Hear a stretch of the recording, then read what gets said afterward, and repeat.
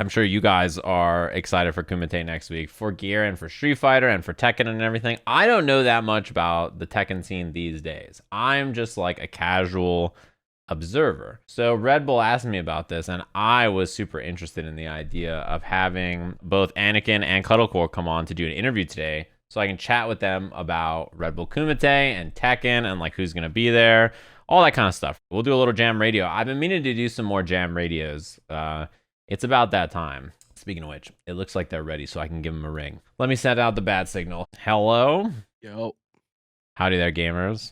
How goes it? I'm streaming. All right, I'm boosting you up a little bit. Chad said you were both a little too quiet. So Okay, boost it up, man. Hello? Testing. So now you're adding production man to your resume, all sorts of stuff, dude. The mhm. last 2 years been pretty solid. I've been streaming a little bit. I've been known to stream on the Twitches. I've done it from time to time. Yeah, I mean, the thing is, I'm sure both of you are the same way. Like, I used to stream for fun on the side. It was like my side thing because I used to do so many tournaments. And then it just became my job because there's literally nothing else to do, right? I think we're good to start it, so I'll just put your lovely faces on stream. I don't know if this happens to both of you, but I have to tell my chat all the time, I used to be a commentator back in my day. Like, I don't know if you know this, chat, but a long time ago, 2 years ago, that was my job. You guys look a little different too, man. Yeah. Things have changed. Things have changed. Yeah, I've grown facial hair, which time has passed. That's how you know, right? Like that means many years has gone by. So my hair and beard is really long. Both of you look different, I feel like, since the last time I've seen you. How's life? This is Anakin to my bottom right and Cuddle Core. Thank you, both of you, for joining me, by the way. Red Bull was like, can you interview one of our athletes for the show? Are you interested in doing that? Like talking to them? And I was like, look, I don't know that much about Tekken, so I would love to. And they're like, so Anakin or Cuddle Core? And I was like, yes. And they're like, wait a minute. What do you mean yes? And I was like, yeah, let's make that happen. Like, I like the way you guys think. And they're like, well, and then they made it happen. So thanks to both of you for joining. It's very nice of you to come by. How are both of you doing? How's life? It's great. Do you want to go first, Anakin? I feel like No. You definitely could start. Please. It's great. It's hectic. It's busy, but I'd rather be busy than not. I really have been enjoying kind of getting back into some normalcy with competing offline, but like also like diving into other things with esports. I really love that there's so much to do along with playing, but like you find out that you can be good at like doing speeches or doing public speaking or like streaming other things. You get to tap into all these different skills that you could be really good at, and it just teaches you a lot about yourself, and it makes you really marketable, but like it makes you well-rounded. I really have been enjoying it. It's a little busy though, a little busy. What about you, Anakin? The beginning of the pandemic really sucked because I was so ready for the competitions to come back. I did really well the year right before, so I was kind of hungry, and then that kind of hit me real hard just out of nowhere. You know what I mean? But you can't let it keep you down too long, and it helped that here in Atlanta, nobody really gave any care about COVID. No one gave nobody gave a damn about COVID anyways.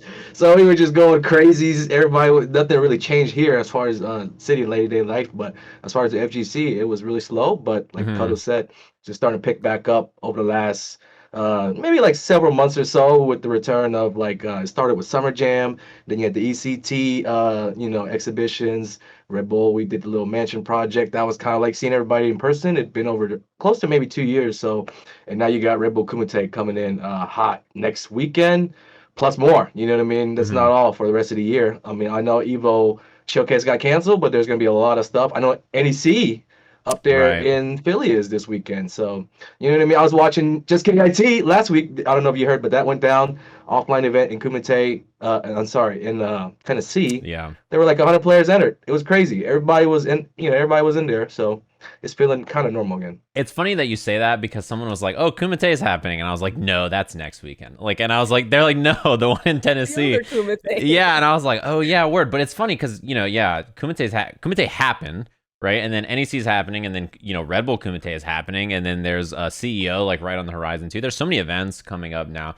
And I was just going to bring that up. It's funny you say you were really pumped for the 2019 season because or the 2020 season, because I remember in 2020 I was like, okay, I'm gonna travel a little less this year. I was thinking the opposite. I was like, okay, I want to go to like slightly fewer events, but I wanted to like really pick and choose very carefully, and then I chose none because there was none. But it is really nice now that events are starting to come back. And I was gonna ask both of you, you know, a lot of people I think in the online era are kind of mixed, right? Like there's some people who like during the online era they just really embrace it and they like play nonstop online. They don't mind training online, they don't mind playing online. It's just kind of like, you know, it's the same kind of thing for them, right? They're like, I'll compete online, I'll practice online, I'll train online.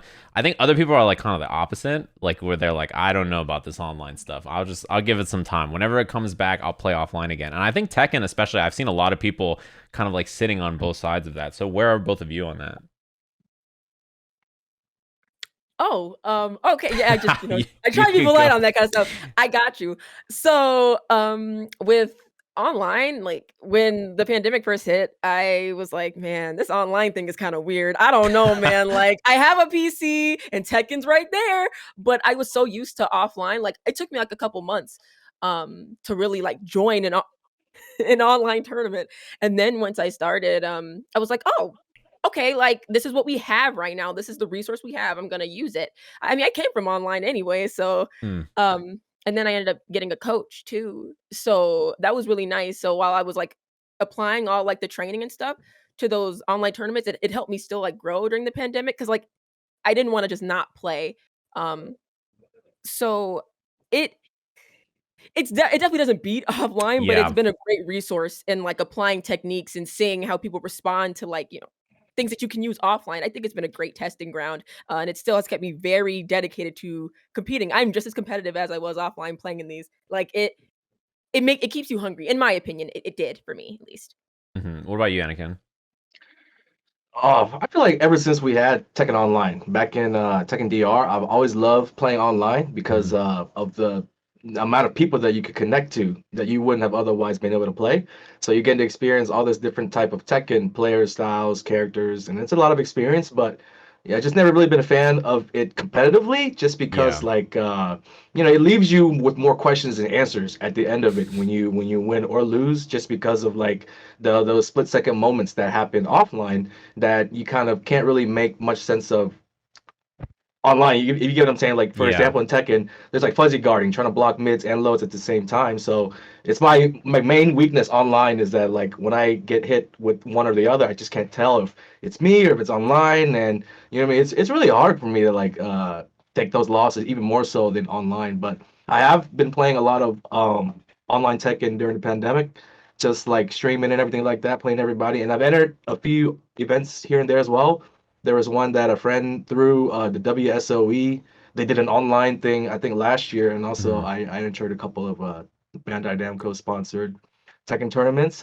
But yeah, online, tournaments really not for me, just because I've been so spoiled of ever since I was a kid. I've been able to go to offline tournaments and get it in that way. So that's just what I kind of know and I'm comfortable with. But definitely been supporting and watching all the tournaments. The ICFC, super cool. I actually commentate the European version of the Yeah. ICFC every Wednesday. So that's really I love online for sure, but I'm trying to stay away from the tournaments just to keep things separate. I was gonna say that's kind of what I liked about this is that I feel like the two of you are almost opposite in that sense. Is that every week I see Anakin commentating a tournament or something, right, or like doing something like that, and then I see Cuddle like top two of this and like grand finals of this, like just advance to winners grand finals of ICFC. So it's really interesting because I think you two represent that split, right? Where like some people like maybe they don't mind playing online, but they don't want to compete online. There's just some people like that. Like I mean. I know like Sonic Fox is like, I don't like competing online. If I don't have to compete online, I don't compete online. And that's like, I think a lot of people feel that way where it's like, it's cool that you all enjoy it, but it's not really quite for me, right? Which I was going to bring up. It was really cool. I saw that you did the I call it the Tekken Mansion. I don't know if a house. It just got the name just became the name. I don't know if I don't house even is know. better, condo. Like I don't know what the actual size is, but Tekken Mansion sounds way cooler, right? It sounds like it would be in the game. So I saw the Tekken Mansion happen. So you all gathered offline, played some games and stuff like that. I'm sure it was like really great to not only have offline, with people in the US, but like also people internationally as well, which is really cool. And then Cuddle there, I mean, I'm assuming that led to the Voltron assembly of the Red Bull contract, right? I assume that's how it happens. So you want to talk us through like what's it like? I mean, from your perspective, and then Anakin too, to get signed as a Red Bull athlete, as someone, I have high hopes. I'm gonna make it there for underwater basket weaving. I'm hurt. Red Bull's gonna pick me up any day now. You got so. a few openings, man. You Yeah. can find your thing, I'm sure. Definitely. There's I'm gotta sure you be picked up one. a few talents. We do podcasts and everything, obviously, as you can Right. see. Most likely to hang my posters up not straight. Yeah, they're all kind of diagonal. Yeah, I'll be there. It's fine. Oh, am I muted? What? I don't think so. Are you? I don't think so. No. They're making fun of you. Cause I'm quiet laughing. Is that what it is? Chat? Maybe you're Muted laughing. Quiet laugh. No, I didn't want to talk. I'm just like emoting because that's dang it, chat. Okay, so what was the question, Sajam? I'm sorry. I was chat. asking what the Voltron-like assembly was of getting the Red Bull contract or becoming a Red Bull athlete, and along with what it was like to hang out at the Tekken Mansion. I'll call it. Yeah, so what that was like, it was I didn't really expect it. I didn't know it was gonna be so soon.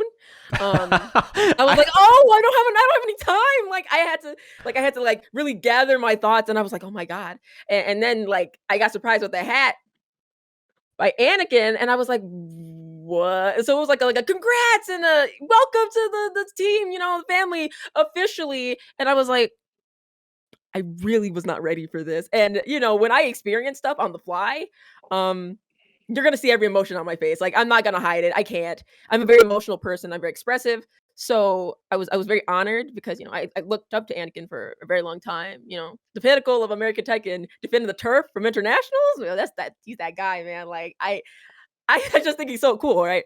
And just the way he performs in tournament, like that's something that a lot of us, like when we were coming up, like we respected that. And so being able to like have that moment where he presents the hat and I'm like, it was so funny that you said it happened so fast because I almost led the question with like, I'm sure it was a very long experience. Like you worked on it over, long time. I love that you just said the opposite.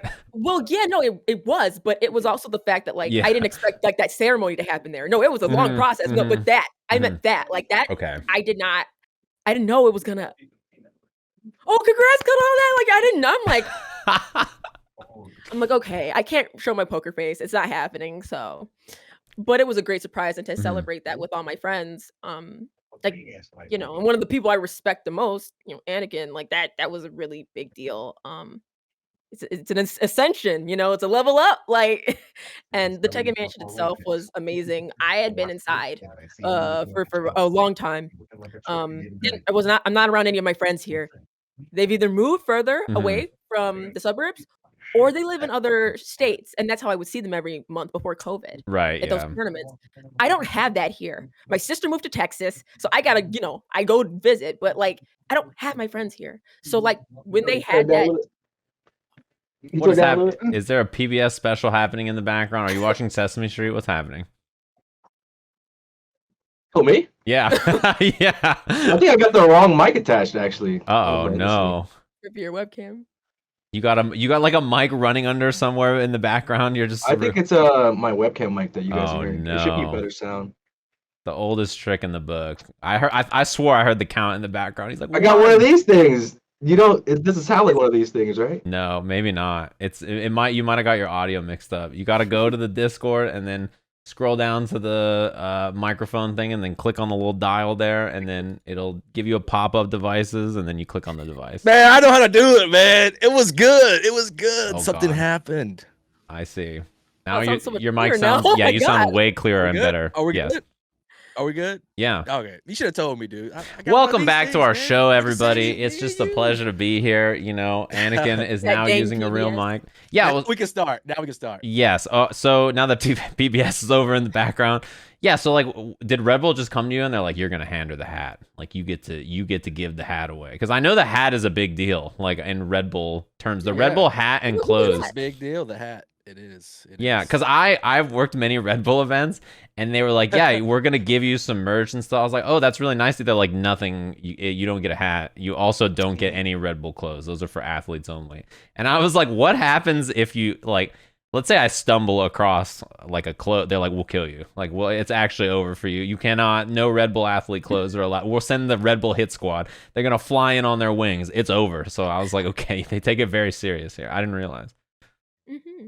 Yeah, I mean, it's super serious. Cuddle knows this, but on the clothes, it literally says athletes only on the For tag, and athletes I thought that was only. kind of like, whoa, that's crazy. I felt all qualified and stuff. So, but now the hat, you guys know it's a big deal. But what's even a bigger deal is like that little ceremony of like capturing that moment when that athlete gets in a lot of the traditional sports. It's like they wear a helmet. They're riding the BMX bike. They're doing all these extreme sports. So it's like a presentation of a helmet. Now you get to represent Red Bull. It's like a big thing. So I've seen a few of those during my last 4 years at Red Bull, just seeing on social media of like the older athlete just like surprising the younger athlete. They do it in different ways. So it wasn't really like planned to do this with Cuddle Core, but the Mansion project was something separate that we were doing, that we were been planning since last year down there in Atlanta, and it finally came to fruition. And then at the same time, coincidentally, Cuddle there, we were about ready to pull the trigger on Cuddle Core. I believe that they were like, talking and everything. So it just happened, man. It lined up and everything got done, basically, long story short. And when they asked me to do it, I was definitely honored. It was, I know how big of a deal it is, and we got it all captured, and all the entire moment was super genuine. I did not know what to expect, how to feel or anything like that. But Right. man, it was super, super cool. I definitely am not gonna forget that anytime soon. And I just know, like, giving her that hat, what that signifies, like the beginning of a very, very cool journey that's gonna start. And looking forward to seeing that kind of take place. You know what I mean? Because I know I've been through it. So it's just the beginning for Cuddle Core, and just waiting to see how she can use this opportunity of a lifetime to kind of live out her dreams. Yeah, I was gonna say, speaking of Red Bull stuff, right? Like, I'm sure you're aware, and like Cuddle's probably been told too. I remember hearing like back the end of 2019, like the last Kumite happened, right? And I got hit up by F Word, the Street Fighter commentator, and he's like, "Yo, Saj," because he calls me Saj, I guess, and he's like, "Yo, Saj, Kumite is coming to the U.S. Like 2020 is your year, brother. Like it's gonna happen there. 2020 Kumite is gonna be so cool offline." Kumite, like, get excited. They're gonna have some other games. It's gonna be sick. Like, he really pumped up Kumite in 2020 in the US. And then COVID happened. So, now we obviously get to have Kumite in 2020, which is like really awesome. So how are you both feeling? They just announced Arslan Ash. I'm sure you all saw. So, right, like, so Nia was like the second to last announcement. So you're like, okay, well, the last announcement got to be Arslan. But both of you got announced very quickly, along with Book, Gen, Arslan Ash, Nia. Who else am I forgetting? Super Akuma. Super Akuma and Gen. Is that the full list of players? Yeah. Yeah, that sounds right. Yeah. And then the LCQ, obviously, which the LCQ not only has like, all the US players, but I've seen a lot of international players saying like they're going to come to the LCQ in Vegas, which is really interesting to me. I'm really excited for that, for like every game, basically. But how are you feeling about that list of competitors? Both of you are playing in Kumite, right? So you can talk about that and then maybe the LCQ after. How are you feeling about the list of all the players? Is there anybody you're really excited to play? I'm sure most of them, but is there anybody you don't want to play, you're like a little worried about in the bracket? Because it is a group stage. I mean, the format is really cool. So I'm curious about your thoughts. Yeah, I mean, I guess I'll go first on this one. It Kumite, super excited. I know, a little bit about it just from watching it in the past, but it had only been Street Fighter, and I got the news that it was going to be Tekken and everything. Was super excited. And not only that, it was coming to the US in Vegas, like one of the best cities. It's where we have Evo and everything. We went out there to the spot. I went out there to the spot early in the year. We had it all planned out. It was gonna be awesome, and we're finally here. I'm super lucky. I feel, first of all, super happy that I don't have to play in the LCQ. Yeah. I guess one of the perks of being sponsored by Red Bull, of course. But me, Cuddle, Arslan Ash, we in there, man. No sweat. We don't have to like go through that crazy Saturday, and you know what I mean. Definitely, from what I'm hearing, the competition is gonna be stiff. All our friends from the Tekken Mansion are gonna be returning, because that includes JDCR, Shadow, and Joey Fury, not to mention all the guys in the region, anybody who's willing to travel. I know it was a little bit of short notice. Usually we're used to like a whole year to prepare, but a couple months. I'm sure that we'll have some good international competition as well. I know one of my homies out there in the UK, top player, up and coming, K Wiss, he's coming out there to prove himself, one of those hungry young players looking to prove himself. So it could be, an interesting LCQ for sure. And then going into Sunday, the main event. It's gonna be awesome, man. Haven't seen these guys in pretty much 2 years, and as far as anyone who I'm scared of, you're never scared of anybody, but you always got to be prepared and worried about all of them. So looking forward to seeing where I stand. Basically, it's gonna be like the first meeting of all the world powers since the pandemic, you know, and all in one spot, officially invitational and all that. So group stage is gonna make it much more interesting. I don't know. I'm excited just to, for first and foremost get back into it, and from there I'm gonna just obviously the usual standard cliche, try my best. You know, that's all you can do, and it's easier said than done. You know what I mean? A lot of people strive to play their best, but when it comes time to perform, it just doesn't happen. So I just put all my focus into like increasing the chances of having that happen. So, you know, the mansion had a lot to do with that, and that timed perfectly with Kumite, and it should be a good battle, man. Yeah, I mean, I was just gonna say, like, you know, you mentioned not having to play in the LCQ. Like, I don't know if people understand, like, traveling sucks, right? Like, when you have to go somewhere and then play, that sucks. You're so tired. Everything feels bad. Your hours are all messed up. Like, that is horrible. So traveling somewhere, right? Then having to play through an LCQ, then having to be like, all right, well, tournament's happening. Like, you're all in there, right? It is brutal to have to do that transition. So like, I think like, you know, going through all of that is like super difficult. So it is very nice to be invited for that reason. And for a lot of reasons, right? Obviously, I mean, you could always just lose in the LCQ. It's just one spot. It's just one spot in that LCQ. You mentioned Joey, Shadow, and JDCR are in there. And that's like just 3 people who are coming like out of the entire bracket of all the people who could be there. So yeah, it is definitely very scary. What are you feeling about it, Cuddle? Are you excited to play? Or is there anybody you're worried about in particular there, or are you just chilling? You're like, it's another day. I'm kind of just chilling. You know, it's another day, but like I'm excited because it's offline, and I literally just got back from an offline tournament, so I'm a little more warmed up now. Ice is now broken, and I get to play even more high level Tekken offline. I'm on like a big stage. Yeah. It's like I just jumped right to Evo, so it feels I don't know what the feeling is. I'm very proud, because I get to show what I can do too. It's not my first time in an invitational, Yeah. but it's been a very, very, very, very long time. So I'm really excited to see everybody again. I'm excited to put my skills to the test. That's like a big thing too. Been getting a lot of training for like about 2 years now during this COVID thing. Yeah. So I'm really excited to like apply all that stuff. Like I've been applying it online, you know, ooh, that's cool, that's cute. But now I get to apply it where I would like to apply it. Offline. You know, I was just gonna say it's very interesting you brought up you just went to an offline tournament. You know, a lot of people probably can tell you the same thing, and you're very familiar with this, I'm sure. Ring rust is real. If you haven't played like in an offline tournament in a while, like you play online, everything's fine. You show up to the, you know, a station, there's like new monitors, it's a new setup, it's on like console or PC or PS5 or like whatever. You're like, oh god, like somebody does something on you and you just like block it and you're like, cool, I block, and then you're in the air launched. You're like, wait a minute, I'm pretty sure that so yeah, the ring rust is real. I'm sure both of you are gonna like find whatever the setup is and then like immediately start playing because you just have to get used to it. The offline tournament Summer Jam and I got blown up. I didn't even get top 8, dude. It was so bad. And that was probably the worst I'd ever done. You know, in Tekken 7, I don't know, like damn, that was really bad. But you know what I mean? We bounced back. It happens. I mean, I know you watch a lot of MMA and you know like this kind of and then like fighting in general. This kind of stuff is super normal. I was so surprised that it happened though. I didn't think it could happen to that extent. I played, you know, just so horribly.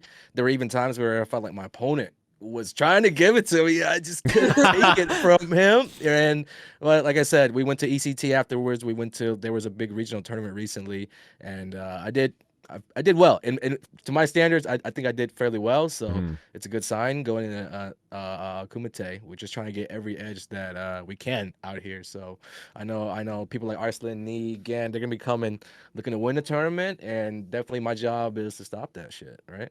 Yeah, I mean, you know, so people were asking about the schedule and stuff. Yeah, so Saturday is the Tekken LCQ, and then it's Strive top 8 because Strive has everybody. They did their LCQ online. So then Strive is happening, and then Tekken is after that. And the format for Tekken and Strive are the same thing, right? So there's 8 players, right? You take the 4, and you split them into 2 groups like this. And then they play in the round robin, and then top 2 for each of those groups go into a single elimination bracket afterwards. So the nice thing about it is that there's 8 players, and there's a group stage. So, you know, the cool thing is, for fans of like other fighting games, for instance, I've worked on Capcom Cup for many years, right? One of the things that people have asked for a long time and they've never done is a group stage. And so in your cases, both of you have been playing in the Tekken finals for years and there is a group stage. Do you have like Any feelings about group stage versus like a regular double elimination bracket? Like, do you like it more? Do you like it less? Is it the same to you? How do you feel about it? Oh, um, for the finals and stuff, I've Yeah. only been the LCQ. I never got my chance to get that top 19. I was trying to for Yeah. 2020, but then COVID happened. But I mean, this is a very different format. I don't know. I'm all down. I'm down for unique formats. I don't Mhm. care. I I like the mix up. Usually I am a, creature of habit. I like familiarity. But Yeah. I don't know. I think it's really cool. It's gonna put I think a bit more pressure, I think. It's But especially it's pressure because like, if you lose a match, you're like, okay, I need to win the rest of my group stage match. And then there's like that extra pressure of like, oh gosh, what happens if group stage is very different, The nice thing is you have like a more idea about who you're gonna play in your group, but like at the same time, that's just like 4 people to prepare for instead of like looking at a bracket path, It's like a little different. Yes. What about you, Anakin? I mean, you played in a group stage before. Yeah, the thing about those small group round robin formats is that it's built to just come down to the very end, that last match. There's always some guy 1-1, something like that, So you can never give up, even if you get up to a bad start. And the one thing I like about it is that, in a traditional double elimination format, in the bracket where you can dodge and duck people, there's always the guys complaining like, "Oh, yeah, this would have won if this happened." Oh, this you gotta hear it, and there's no questions like that. There's nothing like that going on when everybody plays everybody in a round robin. You just get a chance to show what you're made of against everybody, and so that works out, in favor of the players who are there to win tournaments, right? Like everybody, I think, who's invited and who will qualify, deep down inside in their mind feels like they can win the tournament. So that just means more chances to prove themselves, and I doubt anybody's going to be against it. The round robin is great, leading into the sudden death single elimination tournament, and so you're getting the best of both worlds there. It'll be good, man. And making it out of groups in these stack tournaments is always really, really hard. We'll see what happens. I'm sure. I love that you brought this up because everybody has a friend who's like, if they would have run into me, there's no way they would have won that tournament. Yeah, I was on a heater, bro. I ran into a bad matchup, but if they played me, it was over. Like everybody has a friend like that who's just like, oh, it's like, come on, I'm not trying to hear it. You like lost. All right, it's over. You're out. Like you can't say anything. But yeah, I like the group stage too because, like personally, I've been fiending for offline international competition. So like having a group stage means that like you don't just this happens like every year, right? Capcom Cup, like players play for like 40 weeks. They travel around the world. They qualify for Capcom Cup. Everybody's like, yeah, my favorite player made it, and then they go 0-2. And you're just like, well, I played 2 tournament sets and I'm out of the world finals that I traveled around the globe for and like spent all this time and energy trying to qualify for after 2 sets. So like with the group stage, not only do you get more matches, but you also like you don't just like die in one like bad matchup or like whatever the bracket is. You have like more of a chance than just like I guess it's just over. I ran it like I play first seed first and I just get smoked. So that is how it goes sometimes. But I as a fan of the game, I like group stage because I want to see more matches. Yeah, I think it'd be much better for Street Fighter, let's say for their world finals, if they did groups, just because you're gonna it's just more reminiscent of like the Olympics, when you're watching the World Cup, every country, all these nationalities, all these regions represented now in like the FGC. So it just makes it more of that like kind of atmosphere. Like when you have those groups, you have guys representing different countries in those groups, they're all battling it out, and then from there you can go into some kind of playoffs. But with Street Fighter, I know they invite like 32 players, Yeah. or maybe even more. So that'd be groups of 8 people, right? Yeah. You know what I mean? So Big that groups. could get kind of crazy. Big groups and I like that. might take a while, but or maybe smaller groups of 4, 8 groups of 4. Yeah. That's probably what they do. I That'd be totally interesting, agree man. because I love it. you can spread it out even too, right? Like I mean, a group of 8, it might take you like 2 or 3 hours to do or something like that, and you might not have all the matches on stream or something. But like, I think it's way better to spread it out like that because larger events do the same thing. There's bigger groups in other games that, like if League or Dota or something, and those matches take like hours, right? Like a fighting game set is like you sit down and then you stand up in 5 minutes. It's like way faster. But yeah, groups of 4. Yeah. You could just do something like that, and you could follow along really, really easily from group to group. I mean, what's funny about that is like, Daigo just won this big CPT tournament. Everybody was hyped about it or whatever. Like he went 0-2 at Capcom Cup before. Like if Daigo goes 0-2 at Capcom Cup, like it could happen to anybody. You know what I mean? So that's like why I like these group stages. I'm a big fan of them. And I think like especially I would rather watch my favorite player play play in a group stage and like lose all their matches and at least get to see them play. Like it's always a good feeling when someone loses the first 2 matches in a group and then they like start to come back a little bit. It's always nice to see like them building up. You're like, oh, they're improving, right? Even if it's like, the first couple matches didn't go well, they don't make it out or whatever. It's like always a better feeling, I think, for that. So I'm sure also I was gonna ask, both of you, I'm sure, are really busy in the next week, right? Like you have to travel out to Vegas. You have to do all this stuff. Like you got to go out there, take 17 COVID tests, like all this kind of hectic stuff. Is there anything you're doing like last minute? Is there any last minute training or planning or anything you're doing before you go out there? I know, Cuddle, you mentioned you have a coach, and you have done. There's like an article on Equinox that talks about all the coaching and stuff like that. Everything that you have done over there. So what's your kind of like plan of attack going into this event? Study what I can. But also just like not over prepare because then my brain will be filled with too much information. And that definitely happens. Overloaded information is not fun because then you overthink everything and you're not playing in the moment. So just, looking at little things, watching some footage, but like, a lot of dialogue with my peers about what to expect. And yeah, just kind of fine tuning some of the things in my own gameplay, just very simple things. Because if I don't know it now, then it's like, trying to cram that in, right, is not gonna be fun. I've seen almost everything in this game, so at this point, it's looking at tendencies and making sure I'm on my stuff that day. Make sure that I'm always just small, like literally just fine tuning things up to the tournament day. I really don't like overdoing it. I really don't like burnout. Not fun. So it feels nice to get it all done way ahead of time too. Like when you go into the event not feeling any stress, I feel like that's always when people seem the most like it's always the people who are like super like hunched over their phones, like really trying to like watch last minute. They're like sitting there in the corner watching, and then they go out and like lose, and they're just like, oh, and you always feel bad, but it's like it's like trying to cram for a test almost, right? You're like, you just got to be ready when you show up.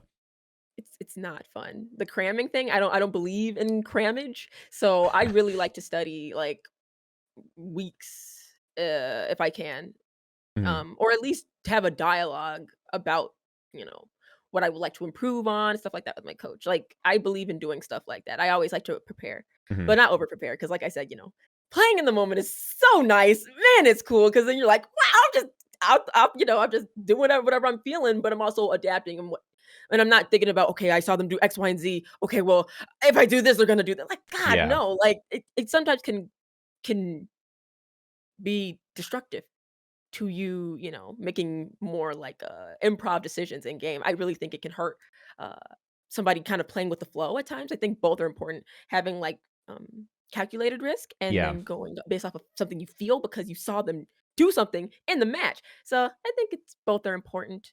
Yeah. It's like you can prepare all you want, but like if today they're doing nothing that they did in that last match footage or whatever you watched, like it doesn't really matter that much, right? Exactly. How about you, Anakin? Yeah, dude, just going into the tournaments, I'm usually overloading the opposite of I'm playing a lot, just living, breathing Tekken, because of for this one, for example, I'm flying in on like Wednesday and the tournament's not till Saturday, right? So I feel like leading up until the event, those days there in Vegas are gonna be filled with maybe like obligation kind of work and maybe just getting my mind right, and there won't be much Tekken being played there in Vegas, so better to just leading up into Wednesday flight or whatever to do as much as I can, and then when I'm in Vegas, then we can sit back and do more of like the video analysis and everything, just kind of more envisioning of how things play out. That's kind of how I've been doing it. That's my kind of routine. You know what I mean? Definitely crank up the games leading into the tournament, but when you're at the tournament, save all your strength, save all your energy for the unleash on your opponent. And so there are about 6 days left, and I'm looking forward to just trying to get as many games in as I can, especially on PlayStation 4 offline against players who are hungry. So definitely lining up my schedule for as many games as possible. You know what I mean? And just living, breathing Tekken. Like I said, it goes beyond just playing Tekken, the game. It's just there's video analysis. There's just like thinking about the games in your head, envisioning how things could play out, what potential even groups could be if you really want to obsess on that to that degree. There are a lot of things you could think about leading up into the tournament, so I'm just going to be looking for ways to keep myself busy. Yeah, I was gonna say, it's very interesting now that both of you are attending a Red Bull event as Red Bull athletes, you have a lot of responsibilities. Like there's a lot of things you have to do for events like this. I don't know if people know, like the people going for the LCQ probably have way more game time available to them than like the players who are invited, because the invited players, you have to go do your media shoots, arms crossed, take picture. Like you got to do all that kind of stuff. So you're a little busy with all that. You brought up the Tekken Mansion earlier, Anakin, and one thing I always like about Red Bull that I think is really cool is that individually with their athletes, they always like do a thing, right? Every athlete has like a thing that they do. Like Red Bull's like, what are you interested in doing? Stuff like, I think one of the common examples is like Bonchan's road trip, right? There's always like a thing that an athlete does that it's like their envisioned event or like series or thing they want to do. So I was going to ask both of you, and you might have to think a second on this, is what do you want to do? Like if they said, hey, we want to do an event, like if you have an event or like a series or like a thing that you want to do, what would that be for you? Like, can you envision some event or circuit or series or like just even something casual like the Red Bull Mansion, which doesn't have to be, it's not like you're playing for all the money in the world there. If there was something like that you could do, if you could make your pitch, what would it be? There we go. Yeah, Why you give you some time to think? You both have ideas already?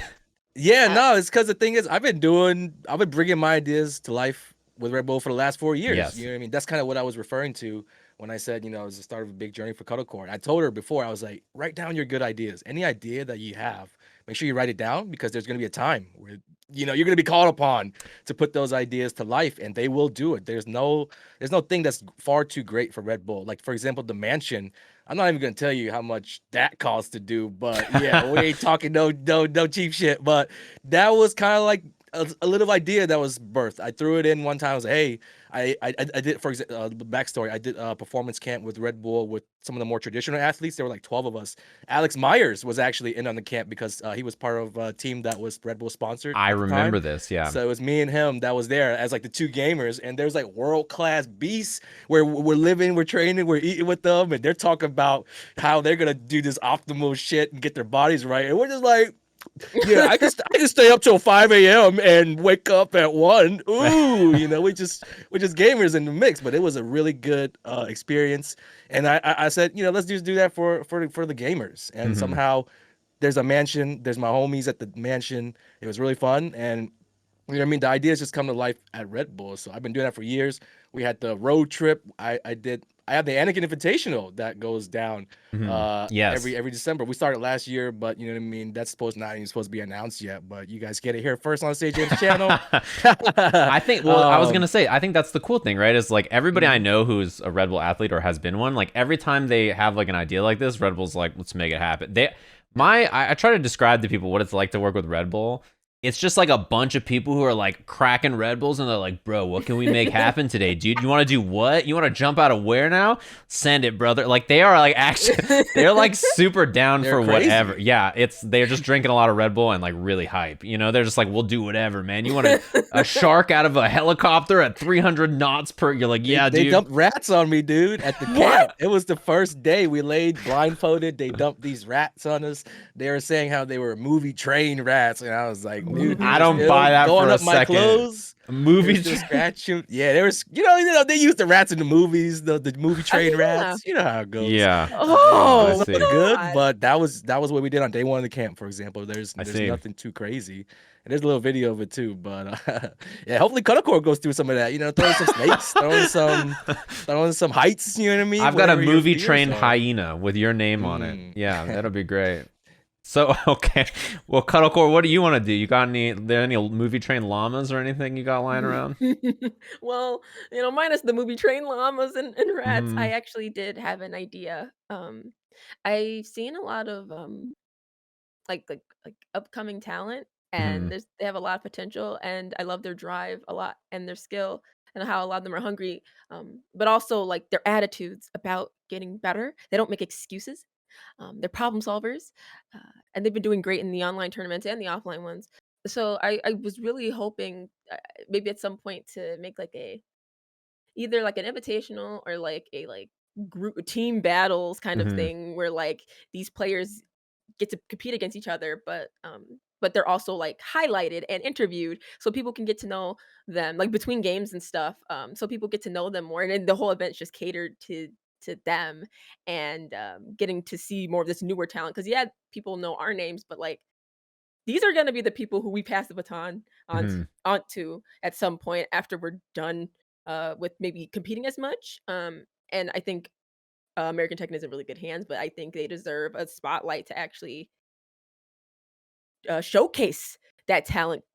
Um, and I would really like to do something like that. Of course, other players will get to come too, but like especially like focusing on like the newer talent because my God, they're quite good and it's very impressive and it makes me smile because it reminds me of when It, I started it's when I funny was how that 19. works though, right? Because like you have like this new opportunity and like you just want to shine a spotlight on people who are this talented because I'm sure everybody knows somebody who is like incredibly good and you're like, man, I just wish knew like more people would know about this, like, you know, this player Yes, or this streamer or this like somebody who's doing something yes, that you're like they're so impressive. Hey, everybody come look, right? So it's kind of like yeah. a Neo's fighting Morpheus. You're like, everybody come look at my they're so good. Like they're so good. So I like that idea a lot. I think like Yeah. everybody knows every player, right, has a person that they're like, you don't know this person, but I play with them all the time and they're part of why I'm so good. And you should know them because they are that good, right? Every top player I've talked to has somebody like that nobody else knows.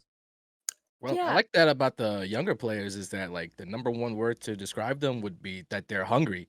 A lot of them have like this chip on their shoulder that's because they're new, and then the gotta FGC is prove just kind of themselves, you know. seemingly ruled by these old geezers that they gotta make up the work, they gotta train harder, and they want to overthrow some of these longtime staples. And I know for a fact that it's not just Tekken, but it's every game. It's not just Atlanta. It's all the cities, all the regions. You see it happening in like overseas, Japan, and we got Gen coming up. He's been the chosen one for a while now, and these guys just are a little bit more motivated. They haven't had that spotlight like you said, and that's kind of what they want. So it's nice that Cuddle just wants to shine the light on them, give them a chance, right? Let's see who the best of the hungry ass kids are. You got Yeah, because they're yeah, like you know, maybe not all of them are like kids, but like they're maybe players that people don't know mhm. Mhm. either. Like so, some of them are kids, and some of them are just Yeah, players that you I might just not refer know. to all the new players. I I just do, call them I know too. kids because They're I'm like like my age, 30 and I call now, them dude, and kids. they look like kids. And I'm like, man, I do the it's been a same long dude, time, dude. I literally do the same thing. Literally, Fear of Silence, like, I met him at KIT, and the first thing I thought, "Oh, the kids!" And I said, "Oh my god, he's literally my age, like, what is this?" He's Mhm. like he's 24, like, and I'm 27, like, there's really no difference here, and I'm Mhm. like, "This is how I feel like I'm old in Tekken years." Like, you know you're Yeah. getting to that point. I It's a said, "Oh full my generation though. Like Yes. Tekken yes!" age is a full generation. That They is just, true. oh my god, this is my first tournament. I've never, That's and you know what I true. mean. It's I now there. For example, Fear of Silence never had Korean barbecue before, so yeah, they had to take do note. his orientation, get him That's how you initiated, know they're and not a real FGC yeah, member. Yeah, exactly, yeah. exactly. You know what's funny is like it doesn't even matter necessarily about age because there are some people who are like early 20s, but they're like they've been around. You know, they've like been playing in Yes. tournaments for like 8 years or something, right? And you're just That like, was oh, me. yeah, right, yeah. You're like this person. They're not really that like a new gen. Like they've been around for a long time, even though they're Yeah, older you or can whatever. tell. Yeah, You can they're just like totally. experienced. They've just been around. You know about them. You're like, yeah. There's some people who like that who just been to tournaments since they're like 15 or 14 or something, and like they're like 20 and they're like, "What's up, fellow kids?" You're like, "No, you're old. Sorry, like I don't make the rules. Like you're just the old one around here." But yeah, I think that's a really cool idea because part of the thing that's cool to me about that is like Red Bull does a good job of hosting those style of events, and like you know, part of the cool thing about the LCQ is that what I'm envisioning is that I'm sure there will be some players who like you know there's players like JDCR and Shadow and Joey Fury who we're all familiar with, right? Like you know people who are there, but I'm sure there's going to be some demons at that LCQ who are like people who have just been grinding online. Everybody's like, who is you know Johnny Donuts over here, like just beating everybody up there like that, and somebody's like, oh. They have 15,000 ranked games in the last like 2 years. They're the greatest Tekken player of all time. You've never heard of them, and you're just like, who is this? I have no idea. It happens a lot. It happens a lot Yeah. in tournaments, especially I noticed with Tekken. Like, yeah, like you know, this man could have been training in the Himalayas. You wouldn't even known, and then boom, they show up to the LCQ and they're like, "Who is this guy? Took out this person, this person. Oh my god, they're in grand finals." I forgot who I was talking to recently about this, but I said, "Look, I don't always believe in projecteds. Hmm. I don't Mhm. because you do not know." We just talked about yeah, Faker and ICFC. Thank you as well. You know, like you don't know. Like it's always like the dark horses, the people you don't know that you should definitely be looking out for too. I love those kinds of events. I love those kinds of players who come out. It shows that these regions have more than just this X, Y, and Z types of players. Like Yeah. there's more. Yeah, I love that. Yeah, what's funny is that player will be a known player in like X amount of time, right? And then the thing is, like these days, especially, I think with most games, right, as long as like you have a good way for anybody to play them, right? Like as long as you can play online or something and anybody can train anywhere, like, a good example is I think in Tekken, like you kind of have to respect everybody because of what happened with Pakistan as a region, right? Like you sort of cannot count out anybody anywhere, but that's the interesting thing is like I think before my natural reaction was like, who is this random person? Like, they got lucky or whatever. Nowadays, I'm like, this might be the best player in the world. I've never heard of them. They could be the greatest of all time, right? So you kind of have to be careful, like, not being open to the idea that this new player you've never heard of could be ridiculous. You sort of have to have some respect for anybody's skill. When I know, like, naturally, right, when you play against someone who's pretty good and you're like, I've never heard of them. Maybe they're just, you don't want to give them credit, but you kind of have to these days, right? Anybody could just be a beast and you'd be like, oh my God, this player is incredible. Yeah, I completely agree. There's a lot of people who just haven't had they just haven't had the opportunity to maybe participate in Mm-hmm. certain, events more. So, but that doesn't mean that they're not good. That Yeah. that doesn't at all. There's too many people who have a lot of knowledge. I call them specialists. Yeah. Yeah, they're definitely specialists. Like, yeah, yeah. I say a lot that those are the people that pose the biggest threats to the tournament staples because they have the upper hand. The guys that are good enough to win, but you never heard of, it's like going into a tournament, half of the battle is doing your homework on your opponents, and if you have no intel on this guy, then he on the other hand is going to be able to, he's seeing your vids, he knows he's in your bracket, he's been preparing this for like the last 3 weeks, and he's coming with the best game plan that he's got for you. It could be a really tough start in those moments. So that's why a lot of times the more favored player has to go on the back foot at these big open field tournaments because you never know when you're going to step into that landmine, and it's a really dangerous game. You see it all the time happening at Evo with like Mm-hmm. all those pools and everything. It's just like some guy who's a lot of times they're not fake friendly, but they're like friendly, and then they know that they're about to beat you, and then they sit down, and then like suddenly it's not so friendly anymore. You can feel the vibe in the game. And Yeah. it's crazy. They're like, oh, I'm such how a big there's those fan or killers. whatever. And you're just like, Yeah, Like, oh, just shut let up. my guard Yeah. down and shit over there, dude. Yeah, I can't do that no more. Mhm. Especially in Tekken 7 with the increase in players that we've had, all these millions of copies sold. Easily like the biggest Tekken in a while, probably since Tekken 3. It brought forth a lot of like the field of new school rookies and new players, like the new class of players for the whole Tekken 7 class. It's far bigger than any class we've seen before. There are a lot of qualified, I would say, players who definitely have a lot of potential that we've never seen before. There's so many now that it's just hard to tell which one's the best. So Mhm. that's one of the storylines that I'm actually looking forward to returning whenever we have those big open tournaments again. A lot of these kids are traveling and now trying to go head to head. So yeah, man, it's super competitive just because of the game that's brought in so many players, man. They're ready. That's the scary thing, right? Is like Tekken, the player numbers are really good. Like they actually are like increasing, over time, which makes you think like, who are all these new players playing, right? Like many of them, but you're just like, oh man, that is kind of like there's more and more and more people playing. That is why I'm so excited for offline events. Like Red Bull Kumite is a big one because all of you will be there. There's going to be international competition. All this stuff is happening, but as you both mentioned, like as more and more offline events happen, it's going to be like getting back into the swing of things. And there's so many new dangerous people. It's been years since you've played offline. I don't know about you all, but I haven't been to an event offline that like a big major since Evo Japan in January. That was like the last big major I went to. And I realized like this is almost 2 years later.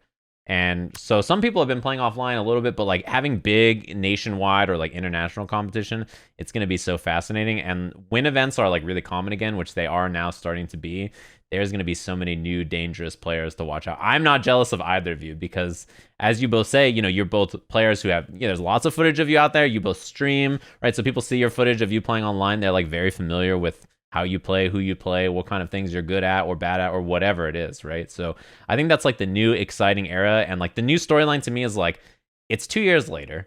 We're going to come back into offline play. Like, who are these new dangerous people that are going to be around every single corner, Mm. Mhm. I think if anything though, it makes us stronger too though, Mm-hmm. because at some point we're gonna have to, like I said earlier, defend the turf, man, and we all gotta stop these people from winning our tournaments. Like, oh my god, like international comes in deep, Yeah. God, and at one point we all had to band together to make sure we were strong enough to take them out. And I think what was it 2019, 2018, 2019. I think America was doing really good with fighting and beating international players. Mhm. So now the more people we have, if we can sharpen each other, iron sharpens iron. Like if we have each other and we can learn from each other and like beat each other into shape, then we'll be good to take on anybody else who's like, man, America sucks, and then tries to come and tries to take our trophies. No, we'll have even more people to help us. That's what every tournament's like. It's just a lot of international people standing around going, America sucks. Like, just like that. Knee kicks in the door and he's like, America sucks. I'm like, word. There he is again. I recognize Knee's America sucks anywhere. This is what he does. Yeah. Oh man. Can you imagine Gen doing that? Just like Gen kicks in the door. America America sucks. sucks. Damn. Gen, you grew Them's up. fighting words. Yeah. I like that Anakin brought up Gen too, because I was just talking about, a lot of people talk about old Gen players still sticking around. The coolest thing to me is like the last big Street Fighter tournament that happened in Japan. Grand finals is like Daigo versus Kawano, who's like, it's like the oldest Gen versus like the newest Gen matchup. And that kind of stuff is very common in fighting games, right? Like other games, you sort of see like people fall, like they're like 24 and they're like, I can't play League of Legends anymore. I got to retire. The hands don't work. Like, I'm out of here. And like fighting games is not like that. There's like new, young, hungry players all the time, and like really experienced veterans that maybe haven't even played this version of the game that much, that just show up and they're like, I've been good. I'm still this good. I'm still threatening. And you're like, oh gosh, like that legacy skill carries over. So it's always fun to watch. But I was going to say, since both of you are joining me and both of you, have mentioned doing media stuff, doing all kinds of streaming stuff, like working on stuff like that, is there a place where everybody can find all of your stuff? Where can everybody go to figure out where to find you when you're streaming, when you're playing, when you talk about stuff, when you do your interviews on PBS? I'll have Anakin start first. Yes, sir. At TK_Anakin. I'm on YouTube, Instagram. Catch my stories. We're gonna be posting stories at Kumite, so get a little behind the scenes look. I'm also, of course, on Twitch. Pretty much stream at 12 Eastern around the afternoon. I'm like the daytime guy, and then I'm also on Twitter, as you know. So that's at TK_Anakin. You know what I mean? Been doing a lot lately, especially Red Bull related projects. We're dropping the big project, the content piece, the video series on the Tekken Mansion starting on Monday, I think, next Monday. Nice. So it's a 2-part series, and leading up, you guys are gonna see what we were up to there.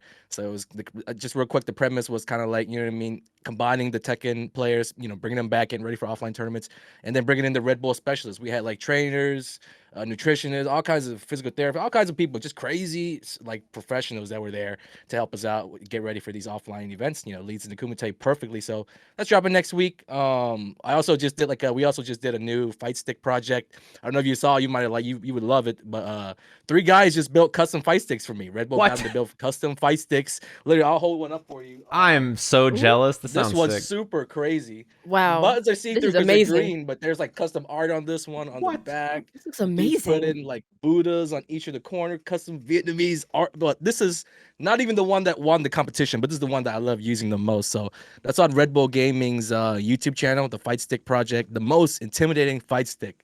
And the one that won is actually insane. You got to check that out. I can't believe I didn't see that. I Amazing. messed Yeah, up. dude. Yeah, I It messed up. was a bunch of stuff had dropped that day, and Mhm. so like the Fight Stick project was just in the mix. So definitely check that out. We did the Cribs tour of the mansion. That's on my Twitter. But anyways, yeah, I'm looking forward to seeing everybody. You did the RBTV Cribs? We did the crib. Hey, what's up, crib? Welcome to. What's good? It's the I'm mansion. a really good Oh. actor. I just like to. I'm gonna just put that first and foremost act there. Quite good. So, we were doing the walkthrough. It was very Cribs vibe like. It was awesome. Just been staying busy, but now I'm ready to fight, man. Ready for Kumite. So looking forward. Anybody that's coming out there and want to say hello, make sure you do that. And whatever tournaments that are coming up, CEO, we'll all be there, man. Mm-hmm. What about you, Cuddlecore? Where can everybody find you? Do you have any cool projects that you want to talk about or that are coming up or have happened that people should check out? So cool projects and stuff. Well, I actually am working on content with Padia Gaming. But I'm doing like a educational like content where I kind of give like insight into like things that can help you become a better competitive fighting game player. Mm-hmm. So it's a it's like my first like very legit high quality content piece, Mm. and I'm glad that I get to work with them. I don't want to go through YouTube. It's a bit much for me personally. It's actually Yeah. very stressful. The audiences are very it's up and down. I just it's a lot. So Yeah. I get to work with that. You know, it's not for everybody, and I respect anybody who can do it. I just whoo.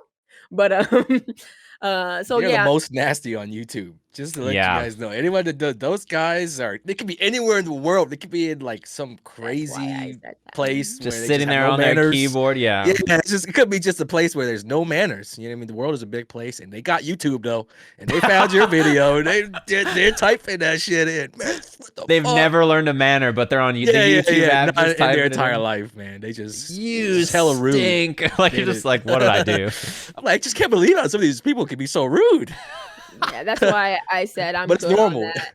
You know, It's like a joke. If you take it as a joke, you just end up laughing at it, Cuddle. It's all good. I'm definitely not laughing. I prefer to just Nice people. yes, and I prefer to make my content elsewhere. Yeah. You know, I'll leave it to the pros on that one, you know. But so yeah, that's a really big thing coming up, and I got to write a script and everything. I felt so official. Ooh, that sounds Um, sick. Oh man. Yeah. And I even get like a really high quality camera. Like they're giving me everything I need to do like really good content to help people, but like I also get to use my experiences. So Mhm. that's like my that's like a pretty big project, but also, you know, like Anakin said, the CEO and Rebel Kumite, some things happening later in the other half of the year, some big changes for me, which will probably come up later at some point.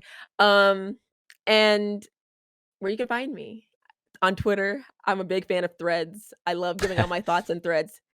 So if you like threads and a story told, you could follow me at cuddle_core. That was a On great Twitter. sales pitch, honestly. Yeah, that was really good. I That was gotta good. work that out. And then also Twitch, twitch.tv/cuddle_core. And then Instagram, TK_cuddle. Just like Anakin, but it's cuddle instead. Nice. And there's probably stuff that I'm missing, but like there's just a lot of cool stuff going on that I will be talking about Your on Twitter. IG is like Cuddle Core Esports or something, isn't it? Yeah, but it's TK_cuddle. Like that's how you Oh, it find is? me. Oh, okay. Because you can rename, I see. Yeah. One thing you know is cool that I like that you do, Cuddle, is like you have like the board that has your placing after tournaments. That is so smart. It's like the most, I was like, I would have never thought of anything like that. Like, you know, when most people lose in tournaments, they're like, got their GGs. Like, this dude mashed on me, I hate him. Like, that's what most people do when they place in tournaments. But you have like a board where you're like, hey, like, check out this awesome placing. Like, I won this tournament. I was like, that's way smarter than like saltily tweeting like most people do. Well, cause like, okay, I have gotten everything from first to seventh and everything in between. Yeah. But like a lot of the time, like online, my placements are like first to like fourth or like third. Mhm. And I'm like, well, I should celebrate myself. Like I really work hard and this is not easy. None of this is. So I like to use that as like a timeline, like a document of the things that I do. Because I am proud of myself. Like I said, none of this is easy. These go all in one day. The stamina you have to have is it's just like it's not human what Yeah. you have to do to you know push yourself in these. And so yeah, like you have to be your biggest hype man / hype Yes. woman. And I really do believe in doing it because no one else is gonna do it better than you. Like They're just it's not like writing mean things on YouTube about you. You gotta just hold up the sign and be like, I am so sick. Like, I'm like the I'm best. like, gee, like look at this. Not that other people can't do it well, but like you Yeah. have to also like have yourself because you can't say if you do well at a tournament, right? But you don't say anything about it, and you expect the tournament runner people or whatever Yeah. to make a dope post about you. It's not gonna happen. Yeah. It's not. They're gonna say, "Hey, this is the placements for this week," and that's that. Yeah. But you know, if I take it upon myself to be like, well, I bodied a couple of people, I got third, I got first, I slapped this, you know, couldn't make it in the grand final, but dang, did I get close? I'm third on the leaderboard. There's a lot of positives, Yeah. and you have to kind of. It's really important because, you know, respect yourself and the good work that you do. I think anybody should do that. It's so easy to be hard on yourself, but like, Yes. you know, yeah. Anyway, that's just my. I 100% agree because like what you do, you know, sometimes tournaments they tag the wrong people. They're like at Cuddly Bear, and you're like, that's a company. Like I don't know who that is. And you're like, they're not tagging the right people. There's no highlights. Like you gotta have your team. Your team needs to highlight you. You gotta highlight yourself. You gotta be hyped for yourself because That stuff happens all the time. Like if you don't get hyped for yourself, then people they just assume you're not winning. If you're not tweeting about your wins, everybody's like, you must not be winning. But like you have to tweet about every win so that everybody's like, every day I wake up and there's a new Cuddle Core tweet about her winning something. Like, can she stop? Like that is I honestly think it's a good idea because people's perceptions are warped, right? If you don't tweet, Yes, sir. I won this tournament, I'm entering this tournament, I'm entering this tournament. People think like you must not have entered any tournaments or won any tournaments. Like that's just the assumption, you know? Like people just assume you're not doing anything if you're not saying constantly, "Hey, like I'm doing this," you know? Like this is what's happening. Doing this stuff, you know, like, and you're putting in the work, and that's how discoverability happens as well, visibility, as well. You're showing the people that you exist, Yeah. and I really think that's really like important, and you know, putting yourself out there. Yeah. Otherwise, people have they just assume that you've never played Tekken ever. They're just like, you must never have played the game. Like, people really are like that. It is, the internet moves so fast, you know? Every minute, like, as soon as this is over, they're going to be like, have you ever talked to Cuddlecore or Anakin? I've never seen you in the same place as either of them. And I'm going to be like, oh, God. Like, that, you know, it's so fast how that works. Like, people are just literally. You're only as good as your last tournament. Yep. Man. That's exactly how it is. Whoever won the Mhm. last tournament, they're the best player. Yep. They're the Yep. of all time. It'd be like Of all time. Yeah, Oh, of all next time. level. And in the Oh future. my God. And then they lose online like one match and they're like, God, he stinks. Like, this oh, is the trash worst. washed. Washed up, nasty Fail. player. Yeah. Yeah. If you, I want you to know that either of you, I wish you the best of luck at Red Bull Kumite. If you win the tournament and you lose a match online after, I'm going to go to your stream and be like, you're washed. You got smoked. Never even heard of you. Like, Red Bull what now? Like, it's just, that's how it goes. That is just the nature of the beast. But I appreciate both of you coming on and chatting, by the way. It was really nice to catch up with. I realize I haven't seen either of you in so long. Couldn't even think of the last time that we met, but we used to just be at all the tournaments every week, every time. I was gonna say, what up? I feel like you and I hung out so tournament. much. Yeah, I saw you. I feel like, I'm not kidding, I saw you twice a month for like years. Yeah. Was it the Japanese tournament? Was that the last time? That was like late 2019 in October. Yeah. Although, the seam, not seam, but like the Singapore company. With the fighting, Yeah, that was probably the last time. We were in like a cab or something. I remember that. Yeah. That was a fun little event. There was like Muay Thai in the front. They were kickboxing and stuff. They were trying to do a hybrid event. It was like Tekken and mixed martial arts. So they did a little fight card. Yeah. I got to meet Mighty Mouse. Did you get to meet Mighty Mouse? Yeah. I was gonna say it was crazy. Steve and I commentated with him. He was very sweet. Oh shit. Yeah, and he likes Street Fighter. Like, he's like, yeah, he does. He was playing Street Fighter. He was legit. Yeah, One Esports. Yeah, Emily remembered. Yeah, they were so sweet. They were like all super nice there. But yeah, that's what I mean. I feel like it's so weird. I used to see all of everybody in the FGC so often, and I haven't seen anybody in so long because of this. So I'm so excited to go. So best of luck to both of you. Thanks for joining me on the show. I really appreciate it. And everybody in the chat room, if you can spam their social media, go follow their social media, their streams, and tell them, hey, what up? I saw you on this thing. I heard you're the greatest player of all time. Say nice things about them. Don't be mean like YouTube comments. And I appreciate both of you joining me. Thanks very much for coming on, and I'll see you in a week and some change. Yes, sir. We'll see you later, man. Thanks for having us. Later, gamers. Have a lovely one. That was pretty fun. I hope you enjoyed it. They are so lovely, aren't they? They are both so nice to talk to. They are the best. I know. They are genuine sweethearts. I think both of them. I used to see Anakin and we used to talk. I'm not kidding. Like 2 or 3 times a month. Because we would just travel to events all the time. Same thing with Cuddle Core. Same thing with everybody everywhere. I used to see everybody all the time. As you can tell by listening to the interview, both of them are very, very smart, especially in their game sense, right? Both of them have such interesting and different takes on how to get better, how to improve, how they think about stuff. That's kind of why I was excited to interview both of them, because like Cuddlecore plays a lot online, but Anakin plays a lot online, but doesn't really compete online. Anakin, you know, he talked about like playing a lot and grinding a lot. Cuddle was like, I just try to prep ahead of time and then do well. And both of them talked about the struggles of coming back to offline tournaments.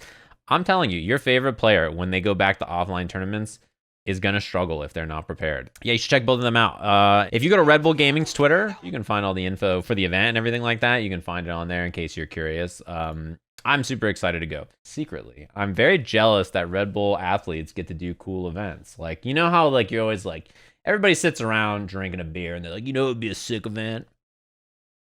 Yeah, that would be sick. Like, Red Bull athletes actually do that. Like I'm not kidding. When you talk to Red Bull people, they're like, hey, what's up, brother? And they crack open a Red Bull. They're like, what can we do, man? You want to make what happen? You want to jump out of a plane and like, have all this happen? $50 million? I'll make it 60. I'm like, oh my God. Like Red Bull people are like, they're real intense, but they make stuff happen. I'm like, I don't know what's going on. I didn't suggest any of this. They're like, laser beams? I'm like, no. I'm flying out, driving out, I suppose. Next week, it's happening next Friday and Saturday. I'm boosted. I'm careful, and we'll see.